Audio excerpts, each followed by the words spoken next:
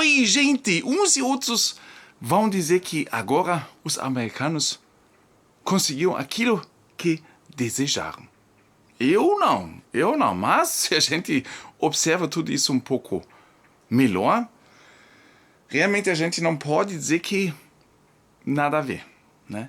Vejam só, gente, vejam só. Os americanos podem agora ficar tranquilos.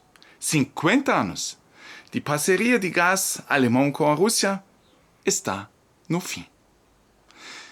E nisso a gente tem que ver quem é que sai ganhando com isso, né?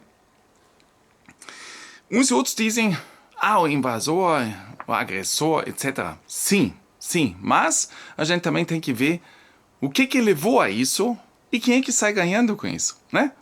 Não é verdade? Acho que todos nós estamos contra uma invasão de um outro país, estamos contra a guerra, mas a gente também precisa ver o passado. O que tudo fez com que nós estamos nessa situação. No sábado, o que muitos já haviam temido, previsto ou desejado, aconteceu. O fornecedor Gazprom suspendeu o transporte de gás via Nord Stream 1 por um período indeterminado. Aparentemente, nenhum gás russo fluirá mais para a Alemanha via o Nord Stream 1. De cerca de 42 milhões de metros cúbicos de gás provenientes do trânsito da Ucrânia, apenas 4 milhões de metros cúbicos ainda chegam a Whitehouse, na Bavária. De acordo com a Agência Federal de Rede, dados de domingo passado, então isso quer dizer o que, gente? 10%, na verdade, é um tanto quanto um nada, né? As consequências? O euro caiu para um valor de 0,988 dólares americanos. Quem é que vai gostar disso, né? O nível mais baixo desde 2002. Desses últimos 20 anos, gente. Os preços do gás na Bolsa Internacional de Energia, ICI, futures, subiram desde sexta-feira de 2.213 para 2.900 dólares por 1.000 metros cúbicos, ou cerca de 290 dólares americanos por megawatt-hora. Um novo aumento de apenas de tantos outros aumentos, né? Apenas de 30%. Mais uma vez. Esses preços são para o mercado à vista, não para contratos de longo prazo, como é o caso da Gazprom. O acordo de gás da Alemanha com o Qatar não progrediu até agora porque o Qatar quer um período mínimo de fornecimento de 20 anos e a Alemanha vê o gás apenas como uma tecnologia de transição. É claro, né, que um fornecedor, já falei em outros vídeos para vocês, eles procuram contratos de longo prazo, né? Mas a Alemanha necessita agora, nesse momento, apenas para um curto prazo. Lógico que assim vai ser difícil de encontrar um fornecedor com preços razoáveis. Não vai ser aquela procura de fornecedores que apenas fornecem para um pouco tempo. Isso quer dizer o quê, gente? Altíssimos preços. Altíssimos preços. Eu já sou doido assim. Doido. Altíssimos preços. Os importadores alemães de gás continuarão a depender cada vez mais de instalações de armazenamento de gás com gás natural do mercado spot ou com gás natural liquefeito, o chamado GNL. O chamado gás spot é a curto prazo, certo? Você compra hoje para receber mais ou menos amanhã. E eles terão que pagar preços ainda mais altos para encher as instalações de armazenamento. Isso porque o gás das instalações de armazenamento alemãs dura no máximo 3 meses, não durante toda a estação de aquecimento, de 1º de outubro até 30 de abril. Aí vocês podem ver outubro, novembro, dezembro, janeiro, fevereiro, março e abril. 7 meses, na verdade, nós temos a estação de frio aqui, onde nós temos que aquecer as nossas moradias. Uns a mais, outros a menos. Nós, no sul, normalmente, nós temos um período mais forte de frio do que o pessoal no norte, certo? Isso significa que as esperanças do Ministério da Economia, o nosso querido Robertinho Habeck dos Verdes, que havia especulado que os mercados de gás iriam... especular, né? Ele sempre diz, não, daqui a pouco os preços vão diminuir, né? Que tinha especulado que os mercados de gás iriam relaxar um pouco e que os preços do gás iriam cair porque as instalações de armazenamento da Alemanha estão tão bem cheias. Estão atualmente cerca de 85% cheias. São passé. Claro, gente. Porque, na verdade, não adianta. Se nós temos os armazenamentos cheios, mesmo assim, nós temos apenas energia para 3 meses, gente. Porque no inverno o consumo de energia aumenta absurdamente, exorbitante, né? Claro, se nós aqui, por exemplo, na nossa cidade nós podemos chegar a 20 graus negativos, até 26 nós já tivemos aqui. Imaginam o aquecimento dentro de casa para manter tudo quente, razoavelmente quente, como nós não precisamos gastar energia, né? Pois é. E isso quer dizer que, logicamente, os armazenamentos, mesmo estando a 85% cheios, não adianta. Nós precisamos energia para 7 meses. Nós temos apenas agora para 3 meses. Calculável, né? Mais ou menos.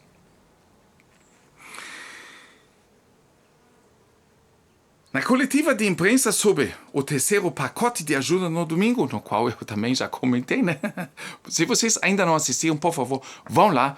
Bem interessante também como eles procuram novamente enrolar a população com ajudas mínimas comparando com aquilo que eles vão gastar no próximo inverno, né? Mas assim, eles enrolam a população.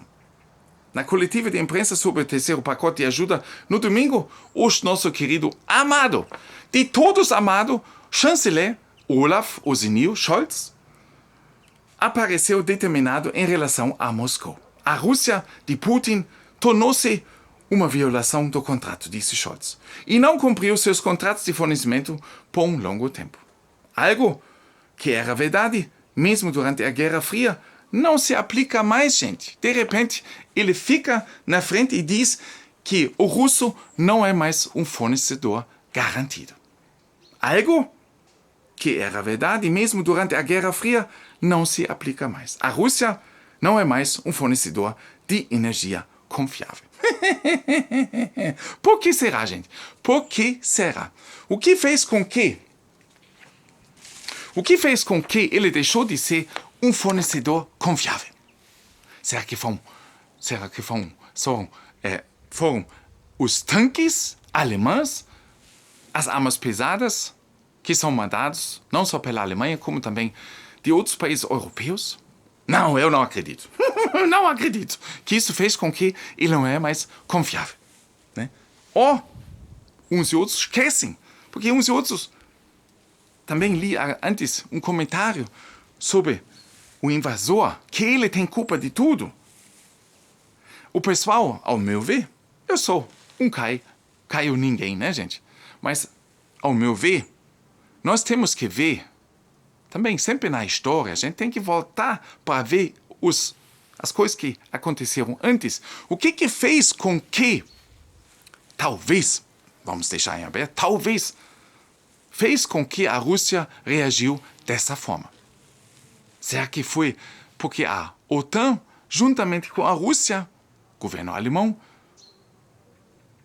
fizeram um tipo de contrato nos anos 90, quando houve a reunificação das Alemanhas, dizendo que, naquela época, o Gorbachev concordou na reunificação, insistindo que, então, a OTAN não vai se estender mais para o lado russo, né? Isso talvez uns e outros esquecem, né? Mas o que nós temos hoje em dia, a OTAN faz até fronteira com a Rússia. A esse ponto nós chegamos. Mas sobre isso, muitos que assistem o canal, que comentam, muitos não lembram disso. Talvez também não querem ver isso, né? Talvez o Caio também esteja totalmente errado, né? Que o russo teria invadido mesmo assim. Mesmo assim. Né?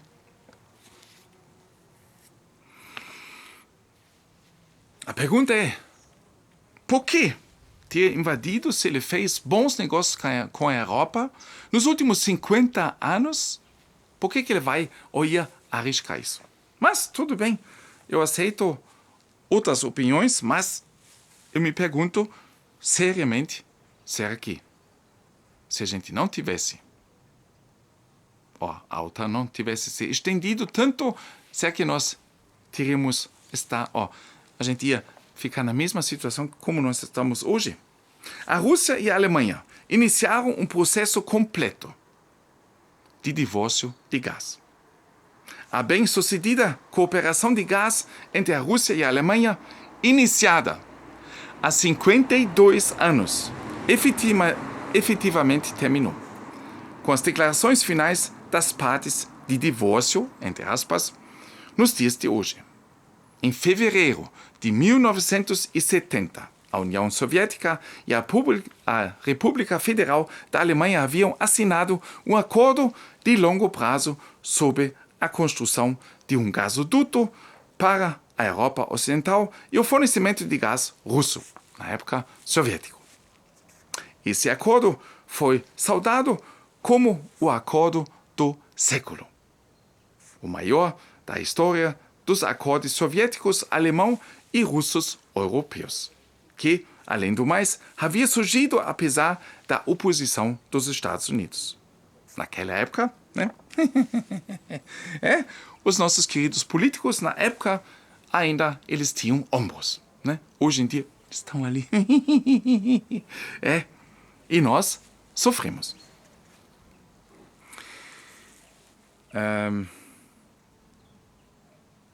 Os americanos podem agora ficar tranquilamente porque a cooperação econômica russa-alemã acabou-se. A cooperação no setor de gás é pelo menos tão boa quanto inexistente e todos ganham, exceto o povo, porque isso paga por tudo. Esse paga por tudo. A Alemanha e a Europa mostram claramente que são os vasalos do outro lado do oceano.